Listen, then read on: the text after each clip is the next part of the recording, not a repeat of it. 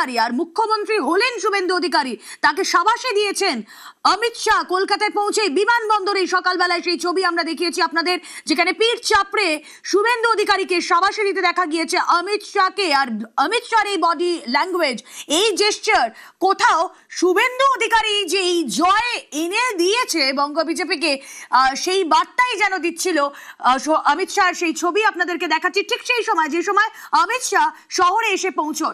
জোড়া জয়, জয়েন্ট কিলার শুভেন্দু অধিকারী। আপনারা জানেন দুটো জায়গা থেকে, দুটো কেন্দ্র থেকে লড়াই করেছিলেন শুভেন্দু। ভবানীপুর, নন্দীগ্রাম, ভবানীপুরে তিনি জয় ছিনিয়ে নিয়েছেন এবং সেখানে প্রাক্তন মুখ্যমন্ত্রী মমতা বন্দ্যোপাধ্যায়ের গড়, সেই জায়গায় তাকে হারিয়ে দিয়েছেন। তার পাশাপাশি নন্দীগ্রামে পরপর দুবার তিনি জয় লাভ করেছেন, 2021, 2026। আর তারপর মুখ্যমন্ত্রী শুভেন্দু অধিকারী।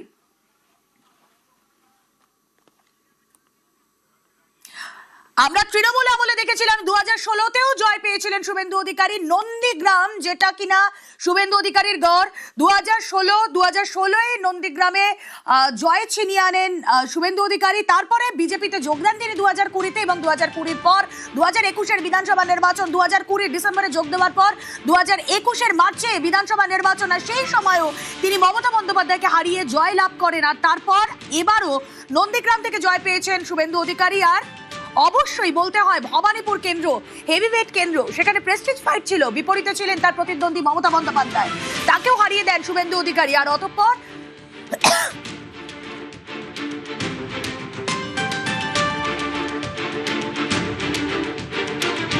অর্ণব ভাজরা প্রতিনিধি রয়েছেন আমাদের সঙ্গে। অর্ণব, দেখো, শুভেন্দু অধিকারী তিনি একেবারে শেষের দিকেই প্রবেশ করেন, সবকিছু কাজ সামলে তিনি ভিতরে যান এবং সমস্ত 207 জন বিজেপি বিধায়কের উপস্থিতিতে অমিত শাহ, নীতিন নবীন, সুনীল বনসাল, ভূপিন্দর যাদব এবং এ রাজ্যের নেতৃত্ব এবং সত্য নির্বাচিত বিজেপির এই 207 জন বিধায়কের উপস্থিতিতে দলনেতার নাম ঘোষণা করা হয় শুভেন্দু অধিকারীর। এবং শুভেন্দু অধিকারীর যখন নাম ঘোষণা হয়, কার্যত সমস্ত বিধায়ক তারা প্রত্যেককে সমস্বরে হাত তুলে এটাকে তারা স্বাগত জানান। অর্থাৎ সমস্ত বিধায়ককে শুভেন্দু অধিকারী দলনেতা হওয়াতে খুশি, তা এক প্রকার হলের মধ্যে নিশ্চিত হয়ে যায়। এবং এরপরই শুভেন্দু অধিকারী দলনেতা এবং তিনি পরিষদীয় দলের নেতার পাশাপাশি তিনি যে মুখ্যমন্ত্রী হচ্ছেন, ব্রিগেডে যে ঐতিহাসিক কালকে শপথ গ্রহণ হবে, সেখানে মুখ্যমন্ত্রী হিসাবে শুভেন্দু অধিকারী তিনি শপথ নেবেন, তা আজকের এই বৈঠক থেকে সুনিশ্চিত হয়ে গেল।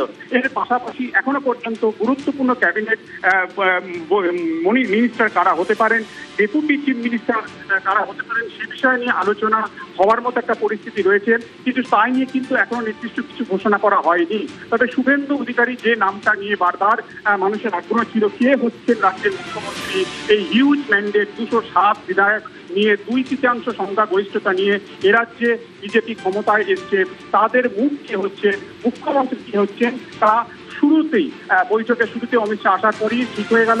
এবং শুভেন্দু অধিকারী হচ্ছেন রাজ্যের মুখ্যমন্ত্রী, কাল তিনি ব্রিগেড থেকে শপথ নেবেন। এবং এক্ষেত্রে শুভেন্দু অধিকারীর জন্য 3টি বিষয় খুব গুরুত্ব সহকারে কাজ করেছে। এক, তার লড়াকু মানসিকতা, তার রেকর্ড, যেভাবে তিনি জিতে এসছেন।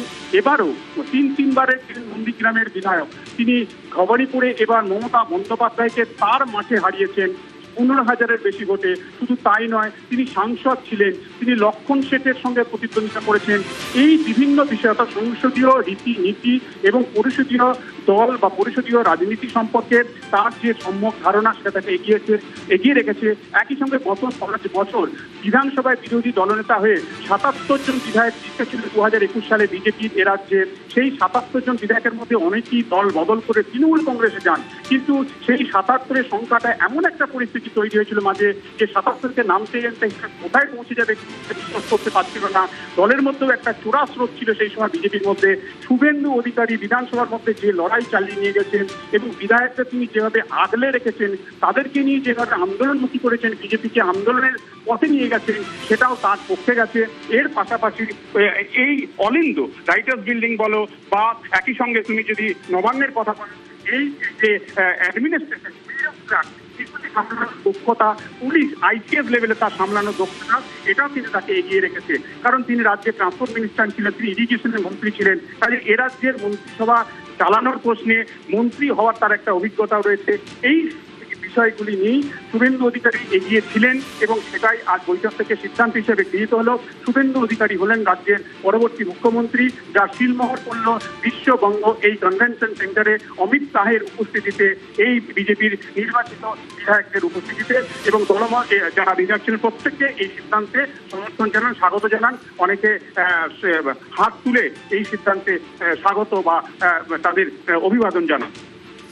অর্ণব, তুমি আমাদের সঙ্গে থাকো। আরো একবার আমাদের দর্শকদের জানিয়ে রাখি, শুভেন্দু অধিকারী রাজ্যের মুখ্যমন্ত্রী। শাহী বৈঠকে নাম ঘোষণা হলো মুখ্যমন্ত্রী শুভেন্দু অধিকারী। পশ্চিমবঙ্গে প্রথম বিজেপি সরকার, আর প্রথম বিজেপি সরকারের প্রথম মুখ্যমন্ত্রী রাজ্যে শুভেন্দু অধিকারী। শুভেন্দু অধিকারী 2026-এর বিধানসভা নির্বাচনে বিজেপির এই সংখ্যাগরিষ্ঠতা নিয়ে জয়, 2/3 জয়ের কাণ্ডারি শুভেন্দু অধিকারী। 2021-2026 বিজেপির হয়ে তিনি যখন লড়াই করেছেন, জয় ছিনিয়ে এনেছেন নন্দীগ্রাম থেকে, তিনি এবার লড়াই করলেন ভবানীপুর থেকে, মমতা বন্দ্যোপাধ্যায়কে হারিয়ে দিলেন তিনি দুটি কেন্দ্র থেকে জয়লাভ করলেন এবার। আর তার আগেও আমরা দেখেছি 2016 নন্দীগ্রাম থেকে জয়লাভ করেছিলেন শুভেন্দু অধিকারী। শুভেন্দু অধিকারী দীর্ঘদিনে তার দপ্তর সামলানো, তার মন্ত্রিসভায় থাকার অভিজ্ঞতা রয়েছে, বিভিন্ন দপ্তর তিনি সামলেছেন। প্রথম বিজেপি সরকারের মুখ্যমন্ত্রী শুভেন্দু অধিকারী। এবং আমরা দেখেছিলাম এই যে নন্দীগ্রামে যখন তিনি গেলেন, তার গড়, সেখানে সাধারণ কর্মী সমর্থকরা তারা বলছেন আপনাকেই আমরা চাই মুখ্যমন্ত্রী হিসেবে। তাদের চাওয়া আজ পূরণ হলো।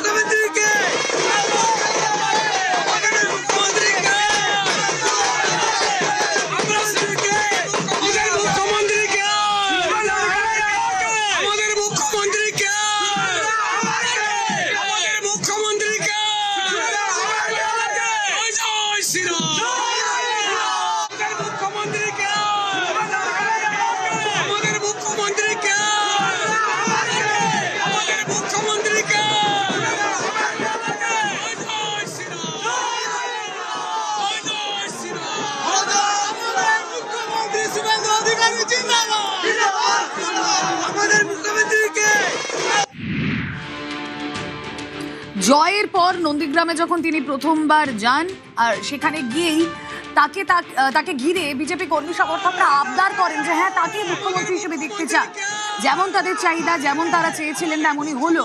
আজকের এই শাহী বৈঠকে শুভেন্দু অধিকারী মুখ্যমন্ত্রী নির্বাচিত হলেন। এবং শুভেন্দু অধিকারী পাশাপাশি আমরা অবশ্যই এই মন্ত্রিসভায় কারা থাকবেন, কি চলছে একটু জানার চেষ্টা করি। আমাদের সহকর্মীরা রয়েছেন সঙ্গে। বিশ্ববাংলা